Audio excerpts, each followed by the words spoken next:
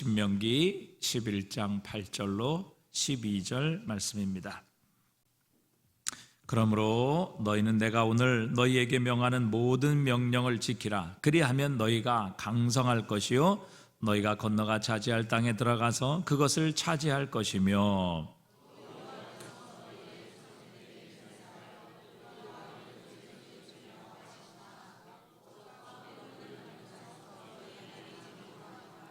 내가 들어가 차지하려 하는 땅은 내가 나온 애굽 땅과 같지 아니하니 거기에는 너희가 파종한 후에 물로 물대기를 채소 밭에 댐과 같이 하였거니와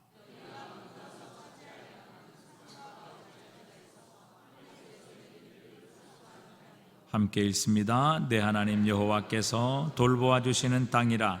연초부터 연말까지 내 하나님 여호와의 눈이 항상 그 위에 있느니라. 아멘. 이 신명기 말씀은 우리가 잘 알듯이 이제 40년의 모든 이스라엘의 9세대가 광야에서 죽고 이제 그 이후의 세대가 가나안 땅에 들어가기 전에 하나님께서 모세를 통해 주신 하나님의 말씀입니다. 하나님께서 모세를 통해 이스라엘 백성들이 이제 가나안 땅에 곧 들어가게 될 텐데 그 땅에 들어가게 될 때에 하나님 앞에서 잘 준비돼야 그 땅을 차지하게 될 것이고 그 땅을 누리게 될 것이라 그렇게 하나님께서 말씀하고 계십니다. 특별히 우리가 읽지 않았습니다만은 16절부터 보면 하나님의 경고가 나옵니다. 너희는 스스로 삼가라. 두렵건대 마음에 미혹하여 돌이켜 다른 신들을 섬기며 그것에게 절함으로 여호와께서 너희에게 진노하사 하늘을 닫아 비를 내리지 아니하여 땅이 소산을 내지 않게 하심으로 너희가 여호와께서 주신 아름다운 땅에서 속히 멸망할까 하노라. 하나님의 염려, 하나님의 걱정이 담겨 있지요. 하나님께서 그 땅을 차지하게 하실 텐데 그 땅에 들어가게 되면 그 땅 백성들 또 이방인들에 의해 미혹이 되어 하나님에게서 돌이켜 다른 신을 섬기며 그것에게 절함으로 하나님께서 너희에게 진노하시게 될 것을 하나님은 경고하고 계십니다. 출애굽기 하나님께서 첫 번째 이스라엘 백성들에게 율법을 주시면서 이 우상을 만들지 말라라는 말씀을 강력하게 두 번씩이나 말씀하시죠.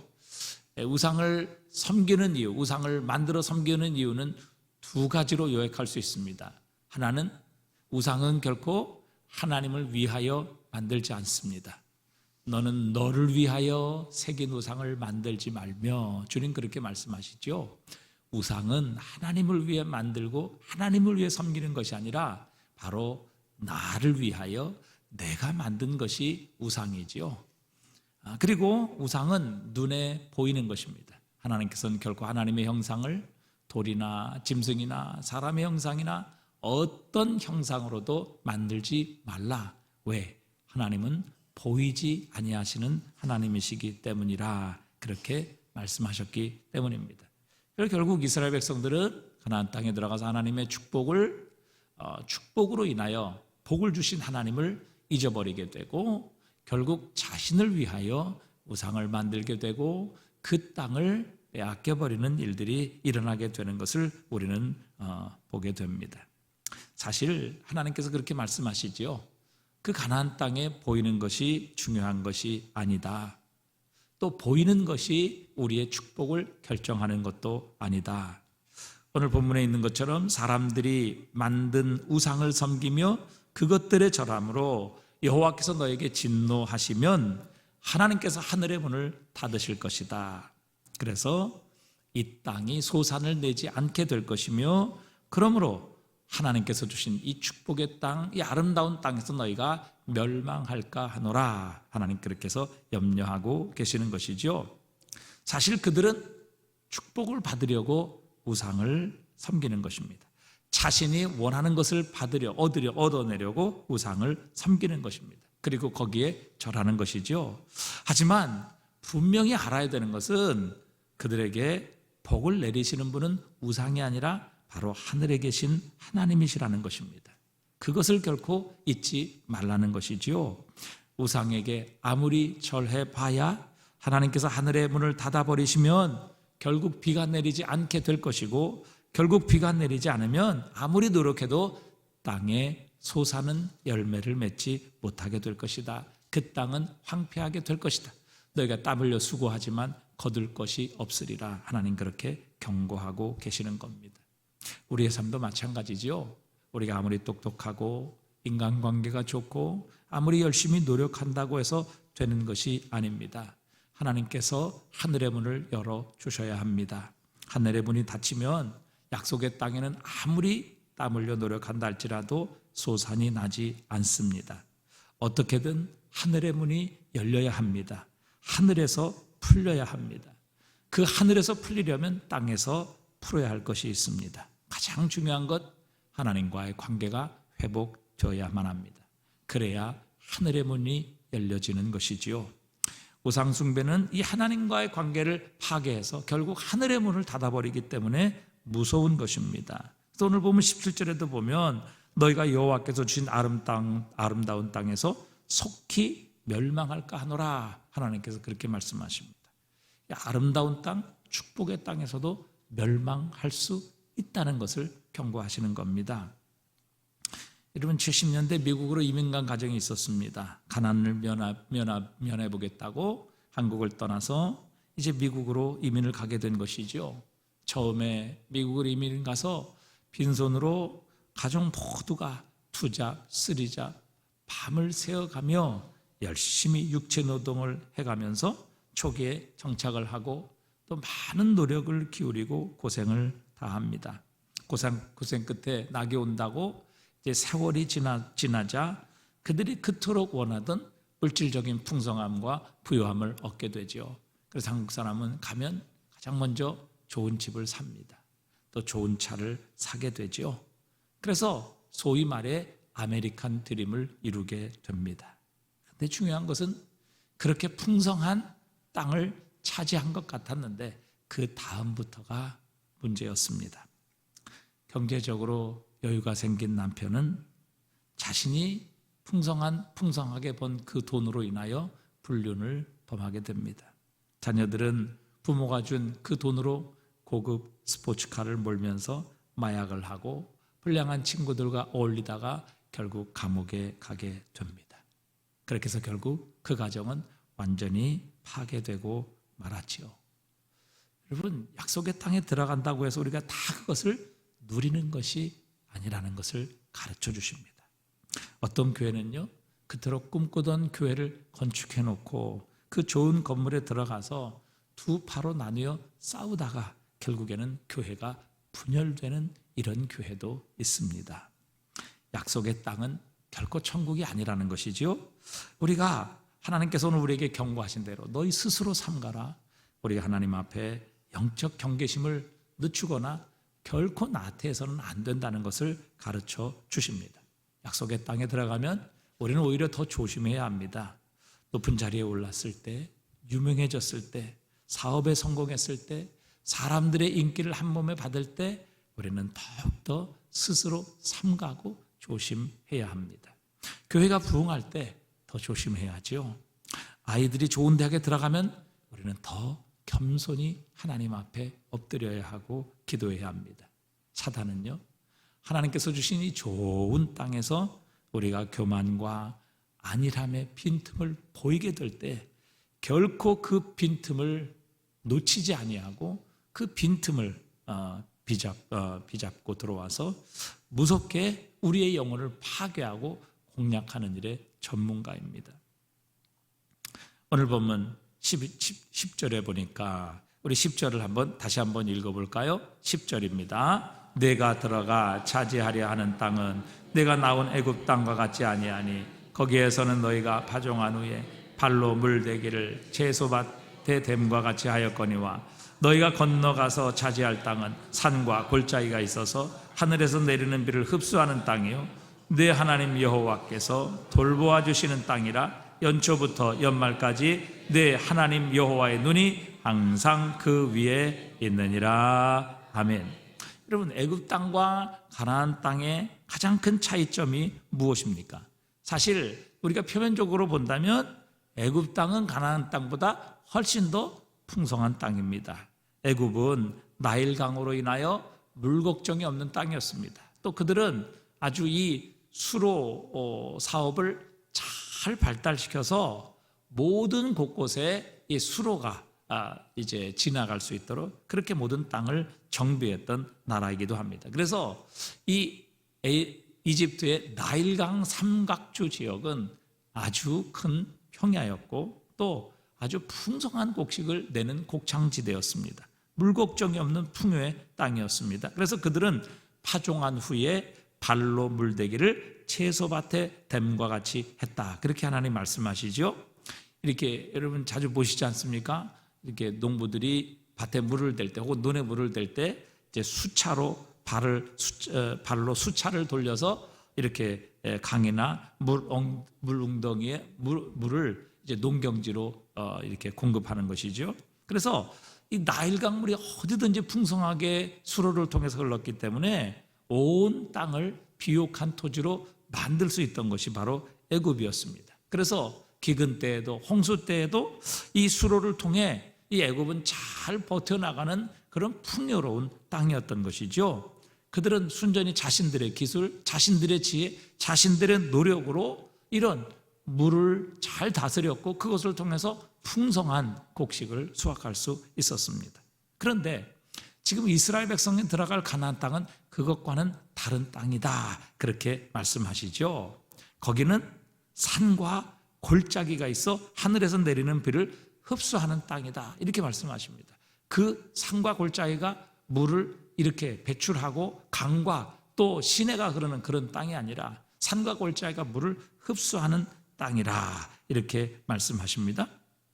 그러니까 이 가나안 땅은요, 하나님께서 하늘에서 비를 내려주시지 아니하면 이 농지에 물을 댈 수가 없는 그런 구조로 되어 있습니다. 그래서 이스라엘 백성들은 열심히 일을 해야 했지만 더욱 중요한 것은 하나님께서 비를 내려주셔야만 열심히 일한 것이 열매를 맺을 수 있었습니다. 그래서 그들에게 있어서 훨씬 더 중요한 것은 무엇인가 하면 하나님을 철저히 의지하는 것이었습니다. 하나님께서 그것을 요구하신 것이죠. 여러분, 하나님께서 비를 내리시지 않으면 아무리 열심히 일해도 사실은 그들은 그 노력한 것이 다 결국에는 수포로 돌아갈 수밖에 없습니다. 왜요?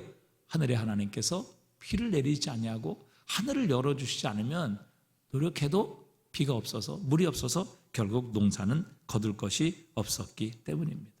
여러분, 이것이 바로 우리 그리스도인들 하나님의 사람들이 살아야 될 이 땅의 삶의 모습이어야 합니다. 여러분, 우리 이 땅에서 최선을 다해 노력해야 합니다. 땀 흘려 일해야 합니다. 세상 사람보다 더 열심히 살아야 하지요. 하지만 이것으로 하나님의 사람은 족한 것이 아닙니다. 하나님께서 하늘의 문을 여시도록 우리는 기도해야 합니다. 하나님께서 비를 내려주시도록 우리는 철저히 하나님만을 의지해야 합니다. 어찌 보면 이스라엘 백성들의 입장에서는 실망스러운 일일 수도 있을 것입니다. 자신들이 노예로 살던 곳은 참 걱정할 것이 없는 정말 풍성한 풍요로운 그런 땅이었는데 하나님께서 약속하신 이 축복의 땅은 그것과는 비교되지 않았기 때문입니다. 그러나 하나님께서 그들에게 이렇게 이 땅을, 약속의 땅을 축복의 땅이라고 말씀하신 이유는 이런 보이는 것 혹은 세상적인 조건이 아니라는 것을 우리는 기억해야 합니다. 세상적인 조건은 애굽보다 못할 수 있습니다. 애굽 땅과는 결코 비교할 수 없는 그런 산과 골짜기였는지 모르지만 그러나 이 애굽과 비교할 수 없는 축복이 있었습니다. 그것이 무엇인가 하면 바로 가나안 땅, 하나님의 약속의 땅, 그 땅은 하나님께서 함께 하시는 땅이었기 때문입니다. 오늘 여기 12절에 보니까 이 12절 한번 다 같이 읽어볼까요? 12절입니다. 내 하나님 여호와께서 돌보아 주시는 땅이라 연초부터 연말까지 내 하나님 여호와의 눈이 항상 그 위에 있느니라. 아멘. 여러분, 약속의 땅은 애국과 같이 비옥한 땅이 아니라 하나님께서 함께 하시는 땅이라 연초부터 연말까지, 즉 이 해가 시작하는 첫날부터 이 해가 저무는 마지막 날까지 하나님께서 항상 함께 하시는 땅, 그리고 여호와의 눈이 항상 그것을 지켜보시고 주목하시는 땅이라 이렇게 말씀하십니다. 여러분, 세상에서 아무리 비옥하고 아무리 화려한 땅이면 뭐합니까? 그곳에 하나님께서 계시지 않는다면, 하나님의 눈이 그곳을 주목하시지 않는다면 그곳은 결국 심판의 대상일 뿐입니다. 하나님의 진노로 말미암아 결국 마지막 날에는 소돔과 고모라처럼 심판받고 멸망받게 될 땅일 수밖에 없습니다. 하지만 애굽처럼 화려함이 없을지라도 하나님께서 24시간 함께 하시는 땅, 연초부터 연말까지 하나님의 눈이 항상 그 위에 있는 땅은 복이 있습니다. 하나님께서 지키시기 때문이지요. 하나님께서 책임져 주시기 때문입니다. 하나님께서 그 안전을 보장해 주시기 때문입니다. 우리 어릴 때 아주 옛날에 불렀던 그런 찬송이 있죠. 초가 삼간도 나는 만족하네. 여러분, 그 찬송 아십니까? 초가 삼간도 나는 만족하네. 값진 재물도 내겐 없지만 앞으로 내가 하늘나라에 가면 순황금길을 거닐겠네. 여러분 기억나세요? 초가 삼간도 나는 만족하네. 값진 재물도 내겐 없지만 앞으로 내가 하늘나라에 가면 순황금길을 거닐겠네. 왜? 하나님이 나와 함께 하시기 때문에, 하나님의 눈이 나를 주목하여 보고 계시기 때문에, 그분이 졸지도 아니하시고 주무시지도 아니하시며 나를 지키고 계시기 때문에, 그 땅이 비록 산이고 그 땅이 비록 골짜기라 할지라도 하나님이 함께 하시는 땅, 하나님께서 주목하여 보고 계시는 땅, 그 땅이야말로 진정 복 있는 땅인 것입니다. 날 가난하다 외롭다 말하여 천국길 가니 실망 없다네. 이 세상 수고 모두 끝난 후에 저 천국 가서 면류관 쓰리. 여러분, 이 세상의 화려함과 영광이 진정한 복이 아닙니다. 이 모든 것의 주권을 가지고 계시고 우리의 생명을 영원한 천국과 영원한 지옥으로 들여보내실 수 있는 주권을 가지고 계시는 하나님께서 우리와 함께 하시는 것, 그것이야말로 진정한 복인 줄 믿습니다. 그래서 예수님께서도 마태복음 5장에 진짜 복 있는 사람이 누구냐 이렇게 말씀하셨을 때, 부자가 복 있다, 많이 가진 사람이 복이 있다, 또 사람들에게 인정을 받고 인기 있는 사람이 복이 있다, 이렇게 주님은 한 번도 말씀하지 않으셨습니다. 첫 번째 복 있는 사람이 누구냐? 심령이 가난한 자가 진짜 복 있는 사람이다, 그렇게 말씀하셨습니다. 여러분, 오히려 많이 가진 사람은요, 그 마음까지도 부유해질 수 있는 가능성이 참 많습니다. 그래서 하나님을 필요로 하지 않는 것이지요. 이미 자신 속에 세상의 나라가 이루어졌기 때문에 하나님의 나라가 그 속에 이루어지고 비집고 들어갈 자리가 없는 것입니다. 그렇게 되면 하나님의 나라를 잃어버리게 되고 그 세상의 나라로 인하여 만족하며 기뻐하게 되는 것이지요. 그러나 심령이 가난한 자는 많이 자신이 가진 것과 결코 상관이 없습니다. 그저 심령이 가난한 자는 자기가 가졌든지 가진 것이 없든지 상관없이 하나님을 사모합니다. 예수님을 갈망하지요. 하나님의 나라를 소망하며 살아갑니다. 그래서 시편 84편 1절, 우리 한번 4절까지 다 같이 읽어봅니다. 만군의 여호와여, 주의 장막이 어찌 그리 사랑스러운지요. 내 영혼이 여호와의 궁정을 사모하여 쇠약하며 내 마음과 육체가 살아계시는 하나님께 부르짖나이다. 나의 왕, 나의 하나님, 만군의 여호와여, 주의 제단에서 참새도 제집을 얻고 제비도 새끼들 보금자리를 얻었나이다. 주의 집에 사는 자들은 복이 있나니 그들이 항상 주를 찬송하리이다. 10절입니다. 주의 궁정에서의 한날이 다른 곳에서의 첫날보다 나은즉 악인의 장막에 사는 것보다 내 하나님의 성전에 문지기로 있는 것이 좋사오니. 아멘. 여러분, 애굽은 세상적으로 화려한 땅이지만 그러나 그곳에 하나님이 함께 하시지 않았습니다. 그러게 그곳은 세상적으로는 화려할지 몰라도 영적으로는 황폐한 땅일 수가 있습니다.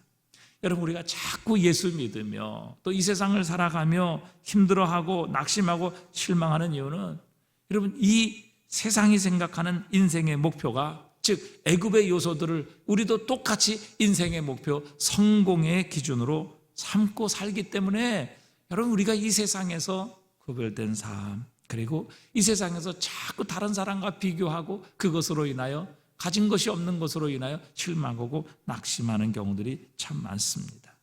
여러분, 우리는 보이는 것을 추구하는 사람들이 아니라 보이지 아니하시는 하나님을 믿는 사람들입니다. 그분이 우리를 위해서 마련해 주신 하나님의 나라를 사모하는 사람들입니다. 하나님께서 우리에게 이 믿음을 주시기를 바랍니다. 그래야 우리가 이 보이는 것에 우리의 마음, 우리의 생각, 우리의 삶을 빼앗기는 것이 아니라 보이지 아니하시는 하나님을 우리의 진정한 복으로 삼고 하나님만을 기뻐할 수 있는 것입니다. 히브리서 11장 6절에도 믿음이 없이는 하나님을 기쁘시게 하지 못하나니 하나님께 나가는 자는 반드시 그가 계신 것과 여러분, 하나님은 보이지 않으십니다. 그러나 하나님 기뻐하시는 믿음이 무엇입니까? 그분은 보이지 아니하시지만 이곳에 계신다. 그것을 믿는 것, 반드시 그가 계신 것과 그분은 지금 이곳에 계시며 내 마음 속에 계시며 내 기도를 듣고 계시며 내 기도에 응답하시며 내 찬양을 듣고 계시며 나의 마음과 태도와 중심을 보고 계시는 살아계신 하나님이시다. 이것을 믿는 믿음을 하나님 기뻐하신다. 그리고 자기를 찾는 자들에게 상 주시는 이심을 믿어야 할지니라 우리에게 선포하고 계십니다. 우리는 오늘도 애굽에 보이는 화려함이 아니라 하나님께서 함께 하시고 하나님께서 복을 주시는 그 가나안 땅, 그 약속의 땅을 바라보며 그 땅을 축복하시고 그 땅의 주권을 가지고 계시는 보이지 아니하는 하나님을 바라보며 사는 믿음으로 사는 사람들입니다. 그래서 고린도서 4장 18절 우리 함께 읽어볼까요? 우리가 주목하는 것은 보이는 것이 아니요 보이지 않는 것이니 보이는 것은 잠깐이요 보이지 않는 것은 영원함이라. 여러분, 보이는 것은 잠깐입니다. 우리의 외모도요, 여러분, 많이 살아야 70, 80 삽니다. 그 이후에는 우리 외모도 결국은 흙으로 돌아가게 될 것입니다. 그리고 우리의 눈에 보이는 인기, 명성, 물질, 여러분 얼마나 가겠습니까? 보이는 것은 잠깐입니다. 이 세상도 언젠가는 주님 다시 오시는 그날 모든 것이 풀어지고 타버리고 없어지게 되는 그날이 오게 될 것이고 우리 주님께서 새 하늘과 새 땅을 이 땅에 가지고 오게 하실 것입니다. 여러분, 보이는 것 잠깐입니다. 얼마 가지 않습니다. 그러나 보이지 아니하시는 하나님 영원하신 분이십니다. 보이지 아니하는 우리의 영혼 영원한 것입니다. 보이지 아니하는 하나님의 나라 영원한 것입니다. 지금 우리의 눈에 보이지 아니하는 하나님이 우리를 위해서 예배하신 상급 영원한 것입니다. 그러기에 우리가 주목하는 것은 보이는 것이 아니요 보이지 아니하는 것이니 보이는 것은 잠깐이요 보이지 않는 것은 영원함이라 말씀하고 계십니다.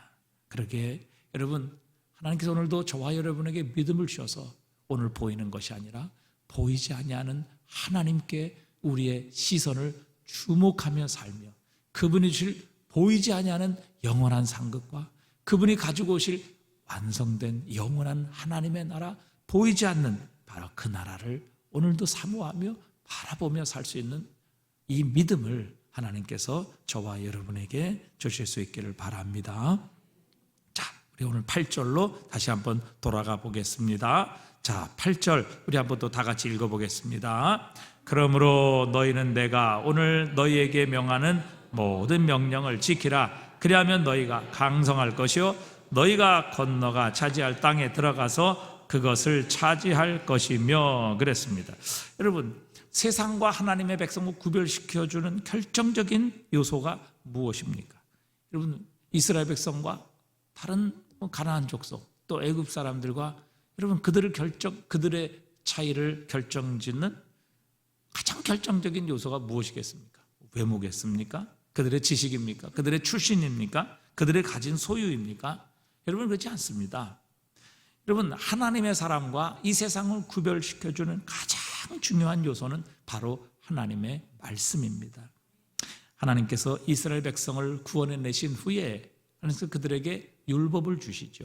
그 율법을 주신 이유는 이전에 그들은 노예였습니다. 애굽의 노예였죠. 바로의 종이었습니다. 그래서 그들은 바로의 법칙을 따라 살아갔습니다. 그리고 그들이 시키는 대로 살아야만 했었죠. 하지만 이제 하나님께서 그들을 구원해내십니다. 하나님께서 그들의 하나님이 되어 주셨습니다. 그들은 하나님의 백성입니다. 하나님께서 그들의 왕이 되셨고 그들의 주인이 되어 주셨습니다. 그러기에 그들이 무엇으로 하나님의 백성의 삶을 살아갈 것인가? 어떻게 하나님의 백성으로서의 삶을 살아갈 것인가? 하나님의 백성은 누구이고 과연 어떤 삶을 살아야 되는가 하는 것을 그들에게 가르쳐 주시기 위해 하나님의 말씀을 주신 것이죠. 그래서 이스라엘 백성의 정체성은 하나님의 말씀에 있는 것입니다. 말씀대로 살면 그들이 하나님의 백성이요 세상과 구별될 것이요, 말씀대로 살지 않으면 그들은 세상과 전혀 구별되지 않을 것이며 그들은 결코 하나님의 백성으로서 인정받지 못하게 되는 것입니다.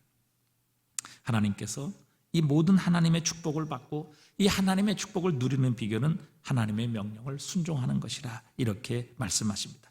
그렇게 되면 너희는 강성한 나라가 될 것이요 너희가 건너가 차지할 땅에서 그것을 차지할 것이라 이렇게 약속하십니다.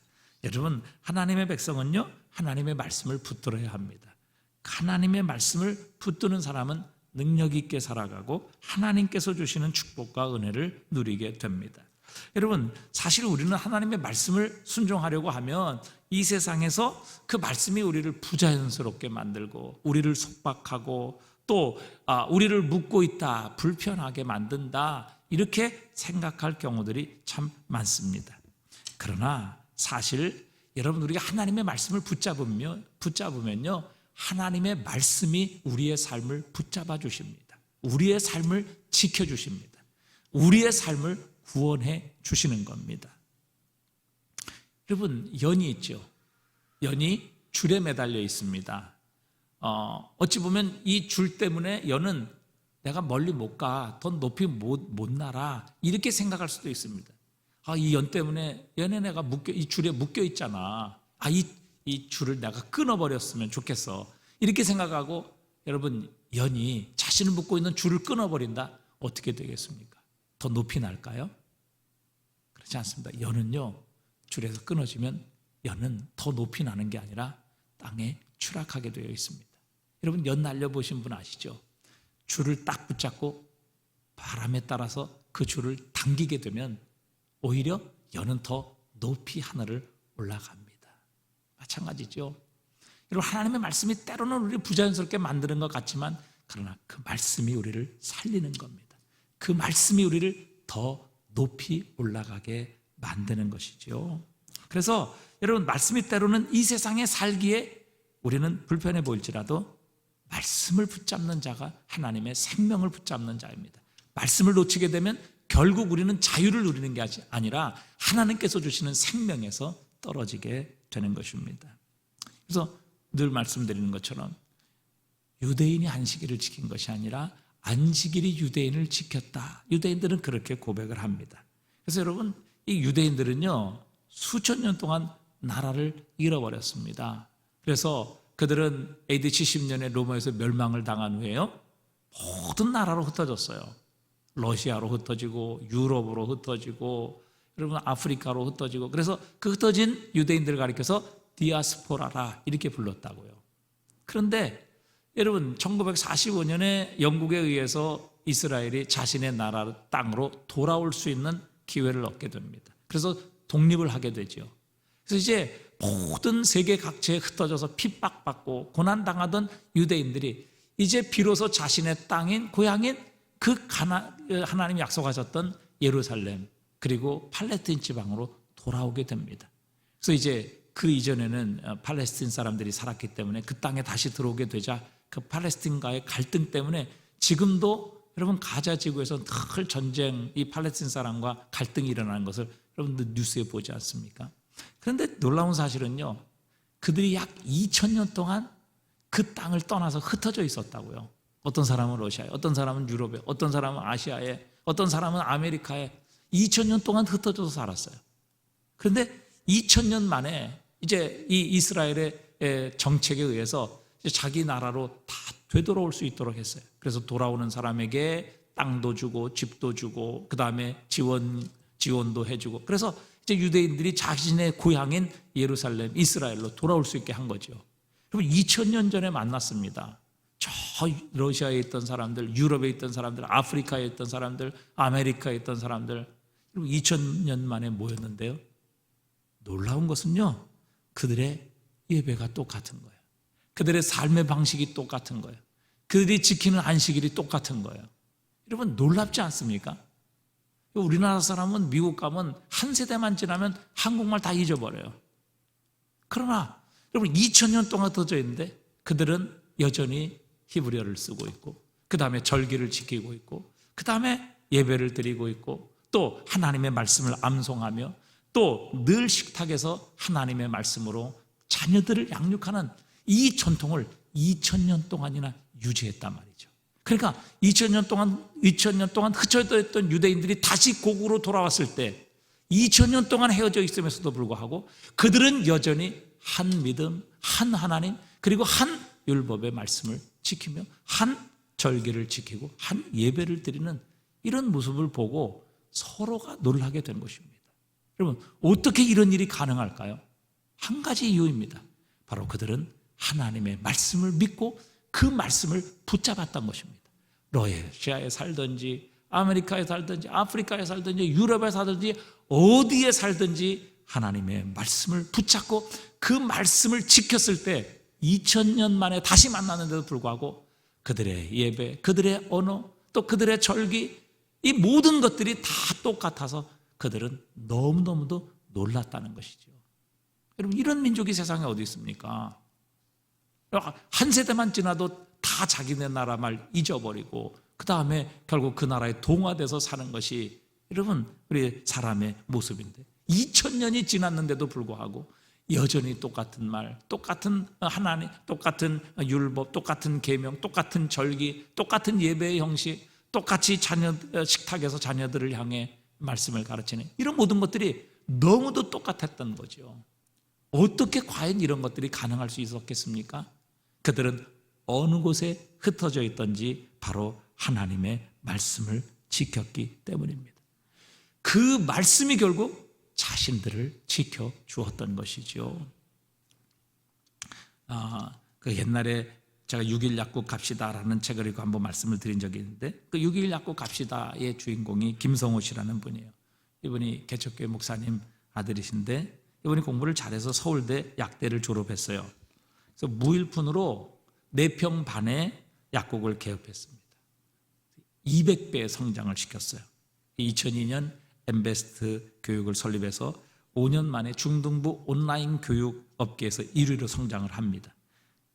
230억 매출을 올린 회사가 되었고 지금은 우리 교육계의 최고의 삼성이라고 하는 메가스타디에 지금은 부회장으로 있어요. 이분이 이제 개척교회 목사님 아들이니까 서울대 약대를 나왔지만 이제 가진 것이 하나도 없었어요. 그래서 서울대 약대 동기 중에 80명 중에 이 사람 한 사람만 서울에서 약국을 개업하지 못하고 돈이 없으니까 자신의 고향 마산의 아주 촌동네인 교방동이라는 그 변두리에 가서 그것도 600만 원을 빌려서 실내 장식하는데 200만 원, 약 채워 넣는데 300만 원, 그럼 이렇게 쓰다 보니까 600만 원, 그래서 600만 원으로 이제 약국을 세웁니다. 그리고 자신의 책인 6일 약국 갑시다라는 책에 보면 자신의 성공 스토리를 그대로 적어놨어요. 이게 참 이 하나님의 원리가 얼마나 지혜로운지 하는 것을 거기에 그대로 이렇게 아주 재미있게 읽었던 적이 있습니다. 그런데 이분이 이분이 성공의 핵심 비결이라고 요약한다면 이거예요. 하나님의 말씀대로 실천했을 때 말씀이 현실이 되었다는 거예요. 이분의 간증이에요. 하나님의 말씀대로 실천했더니 그 말씀이 나의 삶의 현실이 되었다. 그렇게 간증을 해요. 이제 이분은 이제 주일을 지켜야 되기 때문에 6일 약국으로 지은 거죠. 그래서 왜 사람들이 자꾸 이제 왜 주일날 문을 안 여냐 자꾸 이제 물어보니까 이분이 결국 이제 약국 이름을 6일 약국으로 지은 거예요. 그래서 6일만 일하고 주일은 쉽니다. 이래서 이제 6일 약국으로 지은 거거든요. 그리고 하나님의 말씀에 뭐라고 나와 있어요? 오리를 가고자 하는 자에 몇 리를 가야 돼요? 10리를 동행하라. 그 말씀을 따라서 이제 자신의 약국에 누가 이제 그 시골이니까 뭐 길을 물어보는 사람들이 많을 거 아니에요. 그러니까 이분이 길을 물어오는 사람에게는요, 하나님의 말씀대로 저쪽으로 해서 왼쪽으로 꺾어서 30m 가면 됩니다. 이게 아니고요, 이분이 직접 목적지까지 데려다 주는 거예요. 왜? 오리를 가자고 하는 자에게 10리를 가라고 주님이 말씀하셨기 때문에. 그래서 이 사람이 뭐예요? 말씀을 그대로 실천을 합니다. 보통 이제 뭐 약을 지으러 오면 병명이 뭐냐, 또 이게 아픈데 어디가 문제냐, 이렇게 뭐 당시에는 지금으로부터 한 20년 정도 10몇 년 됐으니까 다 이제 약국에서 물어보잖아요. 그러면 보통 약사들이 어떻게 얘기합니까? 아이 그거 먹으면 납니다. 그 먹으면 나요. 그냥 한번 먹어보세요. 이렇게 좀 얘기하잖아요. 근데 이분은 한마디 질문을 하면 10분, 20분을 설명을 해주는 거예요. 그래서 이분의 모든 궁금증이 다 풀리도록 그렇게 자세하게 설명을 해주는 거예요. 그러니까 뭐 얼마나 기분이 좋겠어요. 그리고 약국에 오시는 손님마다 모든 사람의 이름을 다 철저하게 외워줍니다. 그래서 이제 오시기만 하면 그분의 성함을 불러주는 거예요. 얼마나 기분이 좋겠어요? 또 약을 사지 않는 고객일지라도 자신의 집에서 뭐 시골에는 공중전화 옛날에 있었으니까 그 공중전화를 사용할 수 있도록 이렇게 배려해주고, 또 자신의 집에 의자를 놓고 얼마든지 약을 사지 않는 분들도 거기서 쉬어갈 수 있도록 이렇게 이제 배려를 해준 거죠. 그분이 이렇게 성공하게 된 가장 큰 무기가 무엇이냐 이렇게 물었을 때 이분이 딱 한마디로 뭐라고 대답을 하냐면 실행력이라. 뭐라고요? 실행력이라. 그러니까 하나님의 말씀을 그대로 실행한 것, 그것이 바로 자신의 성경의 가장 중요한 키포인트라고 그렇게 얘기합니다. 그러니까 이 사람은요, 하나님의 말씀을 깨닫고 생각하고 말씀에 있으면 그대로 가서 실천에 옮기는 거예요. 즉시에. 그러니까 그 실행력이 어마어마하게 아주 강한 사람이에요. 그 약국이 얼마나 시골에 촌동네에 있으니까 규모도 작습니까? 뭐 4평 반밖에 안 되는데, 그리고 너무 이 외진 곳에서 항상 고민을 했어요. 어떻게 약국을 좀 알릴까? 어떻게 약국을 좀 눈에 띄게 할 수 있을까? 고민 끝에 너희는 세상의 빛이라, 이 말씀이 생각난 거예요. 그래서 그 좁은 4평 반에요, 형광등을 30개를 답니다. 너희는 세상의 빛이라.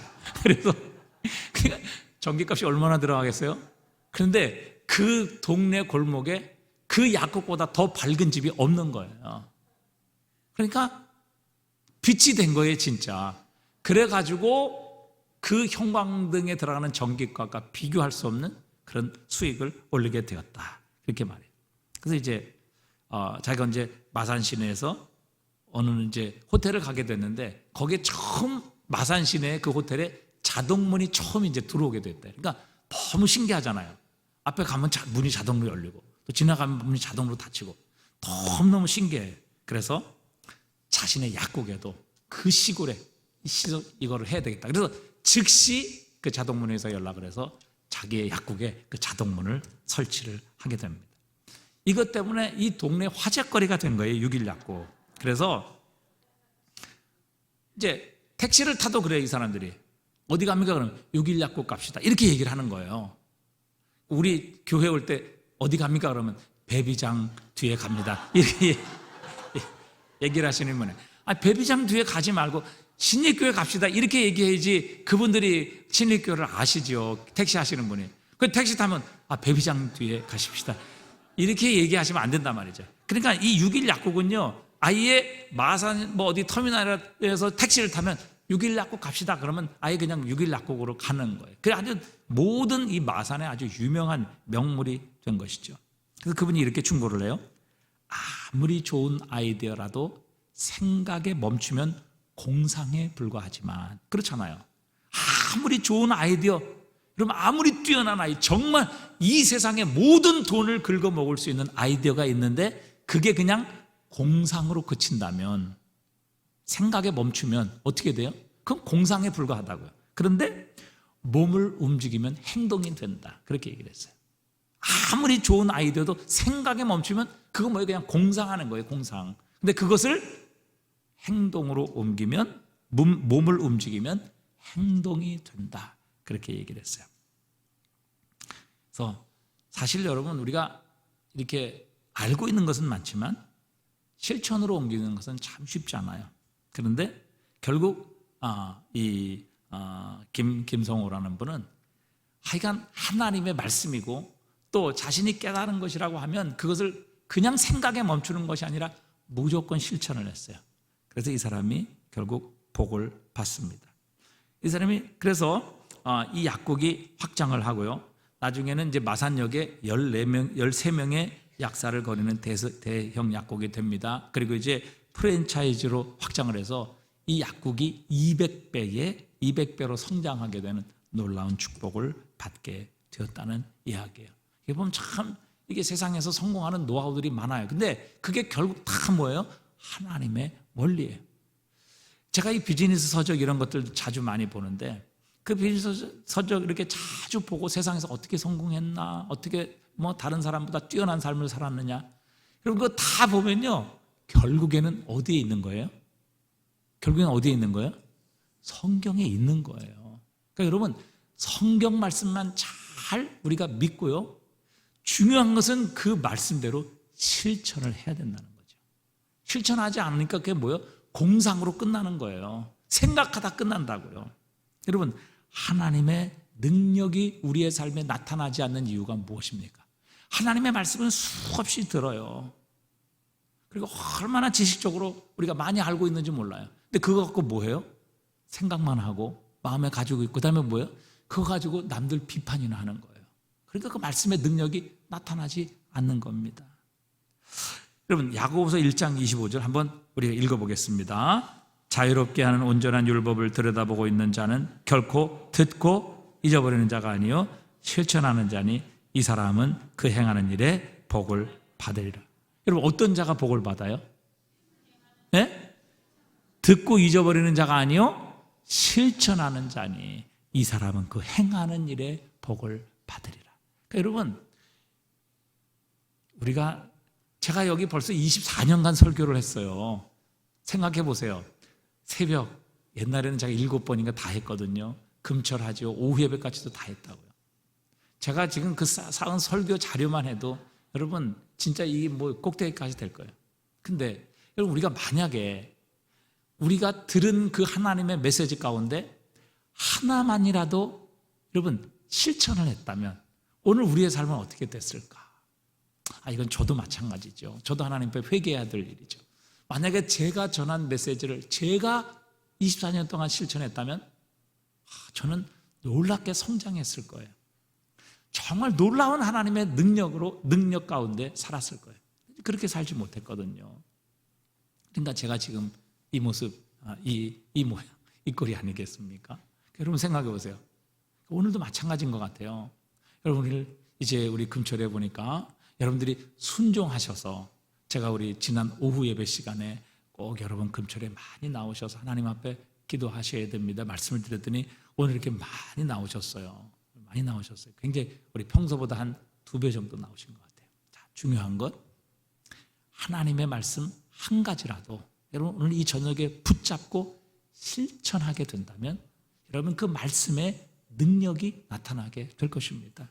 그 말씀이 우리의 삶에 축복으로 나타나게 되어서 그 땅을 차지하게 하시는, 그냥 들어가는 것이 아니라 그 땅을 차지하게 하셔서 누리게 하시는 이 축복을 우리가 누리게 하실 것입니다. 여러분, 우리에게 능력이 없는 것은 하나님의 말씀에 하나님께서 능력이 없어서가 아니라 그 하나님의 능력의 말씀을 말씀대로 실천하지 못하기 때문에, 한마디로 실행력이 부족하기 때문에, 듣는 것은 많이 듣는데 나가면서 다 잊어버리는 거예요. 저 층계 내려가면서도 오늘 무슨 말 했나? 오늘 예배 때 뭐 했나? 여러분, 이렇게 되니까 말씀의 능력이 안 나타난 거죠. 여러분, 말씀 가운데서 한 가지만이라도 여러분 그것을 실행에 옮겨보는 이런 결단을 좀 하면 어떻게 될까요? 그러면 아마 이 한 주간의 삶을 통해서도 우리의 삶에 놀라운 변화가 일어나게 하실 것입니다. 여러분, 한번 그것을 결단해 보세요. 그러니까 우리가 말씀을 들을 때도 오늘은 꼭 이 중에서 한 가지만이라도 내가 하나님의 말씀에 정말 순종해 보겠다, 실천해 보겠다, 실행에 옮겨 보겠다. 그저 공상으로 그치는 것이 아니라 들은 말씀 중에서 한 가지만이라도 내가 말씀대로 순종해 보자. 여러분, 그렇기 때문에 삼손 보세요. 머리카락 잘린 후, 눈을 뽑힌 후에 여러분 그렇게 몸집이 컸지만 아무런 힘이 없었어요. 세상의 그리스도인이 그런 것 같아요. 여러분, 하나님께서 우리에게 놀라운 은혜와 능력을 주셨는데 말씀대로 실천하지 않기 때문에, 순종하지 않기 때문에 여러분 머리 잘린 삼손, 눈 뽑힌 삼손과 같아요. 그래서 세상의 그리스도인이 그만큼의 영향력이 없다는 거예요. 그러나 여러분, 하나님의 말씀대로 한 가지만이라도 한번 실행해 보세요. 순종해 보세요. 이것을 한번 결단해 보세요. 그러면요, 여러분 한 가지만 실천하는 것으로 인하여 우리의 삶에 놀라운 변화가 일어날 수밖에 없습니다. 제가 요즘 묵상하고 있는 말씀 중에 그 말씀이 있어요. 여호와의 눈은 온 땅을 두루 감찰하사 전심으로 자기에게 행하는 자들을 위하여 능력을 베푸시나니. 이 말씀을 제가 한 2주 동안 묵상을 했거든요. 새벽마다 묵상을 하면서 제가 그 말씀을 이제 좀 실천을 해보려고 노력을 했어요. 그래서 지금 하나님께서 지켜보고 계시다. 온 땅을 두루 감찰하신다고 그랬잖아요. 오늘도 이 시간에도 세상 하나님이 온 땅을 두루 감찰하시면서 그 중에서 이 불금에 다른 곳에 있지 아니하고 이런 이 주님의 몸된 교회 하나님께 예배하는 여러분의 모습을 다 이렇게 지켜보고 계시죠. 그렇잖아요. 여호와의 눈은 온 땅을 두루 감찰하사. 그런데 감찰하시면서 누구를 하나님이 지켜보고 계세요? 전심으로 행하는 자들을 향하여 주님께서 능력을 베푸시나니, 이렇게 말씀하셔요. 그래서 이제 제가 2주 동안 하나님께서 지금 온 땅을 두루 감찰하고 계신다. 그 하나님께 전심으로 행하는 자들을 위하여 하나님의 능력을 베푸신다. 이 말씀을 늘 생각하면 그래, 하나님께서 지금 전심으로 모든 사람을 지금 살펴보고 계신다. 그리고 전심으로 하나님께 행하는 자들을 위하여 능력을 베푸신다. 이 말씀을 품고 계속해서 이것을 이제 묵상하며 실천하려고 노력을 했어요. 그리고 제 삶에도 조금씩의 변화가 일어나는 것을 경험하게 되었다는 것이죠. 그래서 여러분, 한 가지 들은 말씀만이라도 여러분 실천해 보세요. 하나님의 말씀에는 능력이 있습니다. 그 말씀으로 천지를 창조하셨고 그 말씀으로 하나님은 지금도 이 세상을 붙들고 유지하고 계십니다. 천지는 없어질지언정 하나님의 말씀은 1.1획도 없어지지 아니하고 반드시 다 이루어지리라. 그렇게 하나님은 약속하셨어요. 그렇기 때문에 하나님의 말씀을 붙드는 자는, 그 말씀을 실행에 옮기는 자는 반드시 하나님의 능력을 경험하게 되어 있습니다. 우리가 오늘 주님께서 우리에게 분명히 말씀하십니다. 그러므로 너희는 내가 오늘 너에게 명하는 모든 명령을 지키라. 그리하면 너희가 강성할 것이요 너희가 건너가 차지할 땅에 들어가서 그것을 차지할 것이다. 이 차지한다는 것은 그냥 땅에 들어가는 것이 아니라 바로 그것을 내가 소유하고 그것을 누린다라는 의미거든요. 하나님께서 하나님의 말씀을 실천하는 자, 순종하는 자에게 그 땅의 축복을 누리게 하시리라. 이렇게 약속해 주셨습니다. 오늘도 하나님 정말 한 가지만이라도 하나님의 말씀을 실천하고 실행에 옮기는 그리스도인 되게 하셔서 그 하나님의 창조의 말씀, 그 능력의 말씀, 세상을 유지하시는 그 말씀으로 나의 삶이 변화되게 하시고 하나님의 능력이 나를 통해 나타나게 하옵소서. 그렇게 기도하시는 이 저녁 되실 수 있기를 주님의 이름으로 축복합니다.